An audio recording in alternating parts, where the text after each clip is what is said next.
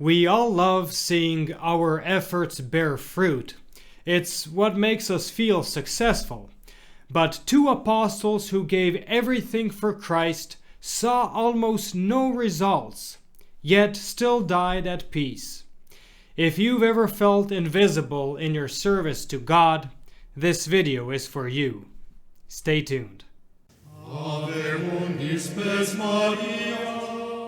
Welcome to Following Padre Pio. Whether you're joining us for the first time or returning, we're glad you're here. Today's story may inspire you in ways you didn't expect. Before we begin, we have a special invitation for you this November, but more on that at the end of the video. Now let's dive into today's story. Tomorrow we celebrate the feast of Saint Simon and Jude Apostles. If you've never really noticed this feast before, or don't know much about them, you're not alone. Until recently, neither had I. But that's why I'm excited to share with you this reflection by Professor Plinio Correa de Oliveira on these two apostles of Christ. The professor writes, I feel somewhat at a loss to make any comment about these two apostles, because I know almost nothing about them. From Saint Simon's biography, I only know that he was an apostle. Of Saint Jude, I know he was a cousin of our Lord. So the question arises, why do I think it is important to have them in our devotional life? Because the apostles, by the very connection they have with the origins of the Church, even though they did not form a college of apostles in the sense that some cardinals imagine, all the apostles ought to be the object of special devotion. A good Catholic cannot be indifferent to the feast of an apostle. We should not fail to pray to them, ask for their help and intercession.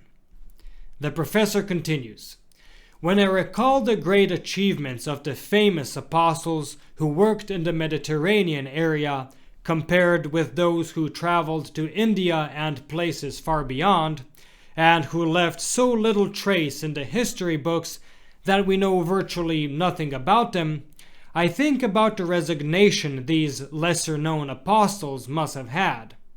Many of them died with a peaceful heart, seeing that their apostolate had produced no apparent fruit, yet knowing that all actions carried out in accordance with one's vocation, with integrity of spirit, with upright intention, obeying the prompting of providence, all these will be rewarded in heaven and contribute to the glory of God, even if on earth they received only faint applause or insignificant recognition.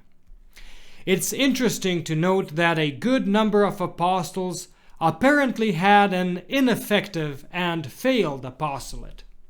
Today, one might say that the apostles of the Mediterranean were successful, while the others died unsuccessful, given the modern obsession with achievement and horror of failure.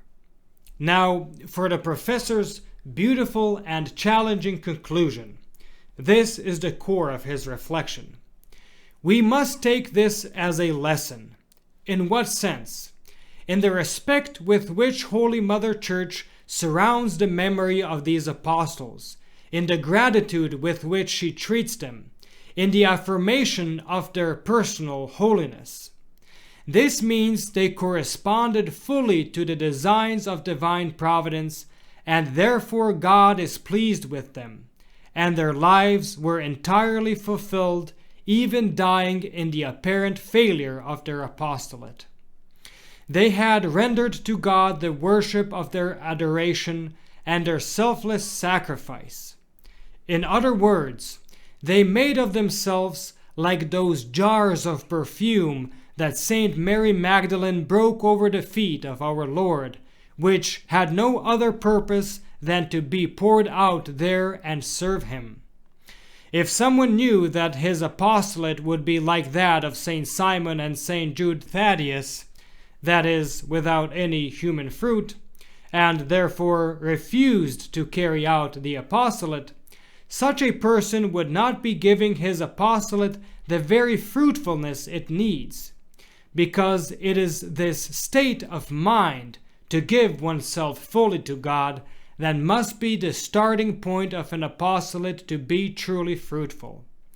This is something we should mark and remember. And with that, the professor concludes. What a striking lesson for us today. We can become so discouraged when our efforts in our families, communities, or apostolates seem to bear no visible fruit. We feel like we have failed. But the professor, through the examples of Saint Simon and Jude, remind us that success in God's eyes is not measured by results, but by fidelity. It is found in the courage to be that jar of perfume completely broken and poured out for Him, trusting that He will use our sacrifice as He sees fit. So tomorrow, on their feast day, may we remember their heroic fidelity. Let us ask Saints Simon and Jude to intercede for us, that we may serve God with the same faithfulness, whether or not we ever see the fruit of our efforts. As promised at the beginning, I want to invite you to take part in something very special. Throughout November, 30 holy masses will be offered for the souls in Purgatory. If you'd like your deceased loved ones included, please follow the link in the description below. Registration closes on 31st October since the masses begin at the start of November. Don't miss this opportunity to help the souls most in need of our prayers. As Padre Pio used to say, we must empty purgatory with our prayers. Wishing you all a blessed feast of Saint Simon and Jude tomorrow.